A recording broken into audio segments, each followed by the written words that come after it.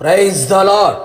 నిన్న నేడు నిరంతరం ఏకరీతిగా ఉన్న యేసుక్రీస్తు వారి పేరట మీకు రక్షణ, సంతోషము, సమాధానం, ఆరోగ్యము, ఆశీర్వాదం, ఆత్మాభివృద్ధి కలుగునుగాక. ఈ దినపు యేసయ్య జీవపు మాట. అపోస్తులుల కార్యములు 5వ అధ్యాయము 12వ వాక్య భాగము. వారందరూ ఏక మనస్కులై ఉండిరి. యేసయ్య కలువరి శిలువ రక్తము చేత కడగబడి పవిత్రపరచబడి బాప్తిస్మము ద్వారా క్రీస్తును ధరించుకొని ఆత్మముద్రలు కలిగిన వారై ఈ పరలోకపు యాత్రలో పయనిస్తున్న పరిశుద్ధ దైవ జనాంగమా, మన యేసయ్య ఏక మనస్సు గలవాడు. ఆయనను మార్చగలవాడెవడునూ లేడు. అందుచేత మనము కూడా ఎల్లప్పుడూ ఏక మనస్సు కలవారమై ఉండవలెనని ఆయన కోరుచున్నాడు. ప్రస్తుతపు చెడు అపాయకరమైన దినములలో సంఘములోను, కుటుంబములోను, సమాజములోను ఏక మనస్సు లేకపోవడం చాలా బాధకరం, విచారకరం. ఏక మనస్సు లేనందువలన కక్షలు, క్రోధములు, కోపములు, ద్వేషములు, కలవరములు, అసమాధానం, గొడవలు, ఇలా ఎన్నెన్నో కుటుంబములను విచ్ఛిన్నం చేయుచున్నాయి. సంఘములను చీల్చివేయుచున్నాయి. సమాజమును భ్రష్టు పట్టిస్తూ ఉన్నాయి. జీవితాలు పతనమై పాడైపోవునట్లుగా కారణంగా నిలిచి ఉన్నాయి. కావున నా దేవుని ప్రియ దైవ జనాంగమా, మనమందరం యేసయ్య వలన ఏక మనస్కులమై ఉందుము.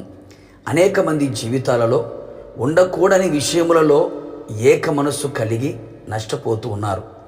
ఉండవలసిన విషయములలో ఏక మనస్సు లేక అనేక మంది కూడా నష్టపోతున్నారు. మనమందరము ద్విమనస్కులము కాక ఏక మనస్సు కలిగి ఆయన సన్నిధిలో కూడి ఉందము. మనము ఆయన కట్టడలను, విధులను అనుసరించి గైకొనున్నట్లు ఆయన మన శరీరంలో నుండి రాతి గుండెను తీసివేసి మాంసపు గుండెను ఇచ్చి మనకు ఏక మనసు కలుగ చేయును. పరిశుద్ధాత్మ చేత నింపబడుటకు, ఆత్మచేత నడిపించబడుటకు ఏక మనసుతో ప్రార్థన చేయవలెను. మనము దేవుని యొక్క వాక్యమును ఏక మనసుతో లక్ష్యముంచినప్పుడు అపవిత్రాత్మలు వదిలిపోవును. ప్రతి విధములైన రోగముల నుండి విడుదల పొందుకొనిదము. మనం ఏక మనస్కులై ఉన్నప్పుడు సమాధానకర్తయగు దేవుడు మనకు తోడై ఉండును అనే సత్యము గ్రహించుము. దైవజనుని ప్రార్థన కూడా ఇదే కదా. మీరు ఏక మనస్కులు ఉన్నట్లుగా ఏక ప్రేమ కలిగి ఏక భావము గలవారుగా ఉండి ఒక్కదాని యందు మనస్సుంచుచు ఎల్లప్పుడూ ప్రభునందు ఏక మనస్సు గలవారమై ఉందుము. తుదకు మీరందరూ ఏక మనస్కులై ఒకరి సుఖము దుఃఖములు యందు ఒకరు పాలుపడి సహోదర ప్రేమ గలవారును, కరుణాచిత్రును, వినయ మనస్కులై ఉండుట. కావున నా దేవుని ప్రియులారా, ఇంతవరకు మీ మనస్సు ఎటువైపు పయనించినదో ఇక మీదట మన మనస్సు ప్రభునందు స్థిరపరచుకొని ఏక మనస్కులమై ప్రభు యొక్క మహిమగల రాకడ కొరకు సిద్ధపడదము. ప్రభుతో యుగయుగములు నిలిచెదము.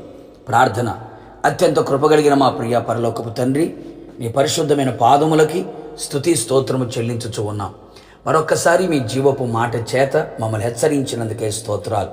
అవును ప్రభువా, మేమంతా ఏక మనస్కులమై ఉండునట్లుగా కృప దయచేయండి. ఏక మనస్సు కలిగి ఉండినప్పుడు మా జీవితంలో కలిగే ప్రతి ఆశీర్వాదాన్ని మేము అనుభవించున్నట్లు కృప దయచేయండి. మాలో ఏక మనస్సును కలుగు చేయండి. ఏక మనస్సుతో మిమ్మల్ని స్తుతించడానికి, అలాగే మిమ్మల్ని ఆరాధించడానికి కృప దయచేయండి. సమాధానకర్తయగు దేవుడుగా మీరు మాకు తోడై ఉండి మీరు అక్కడ పర్యంతం మమ్మల్ని నడిపించమని, మా అందరిలో ఏక మనస్సుని మీరు కలుగు చేసినందుకై స్తుతి చెల్లిస్తూ యేసు నామములో వేడుకొని పొందుకున్నాము తండ్రి, ఆమెన్. మీరుని మీ కుటుంబ సభ్యులందరూ ఏక మనస్కులై ఉందురుగాక. God bless you.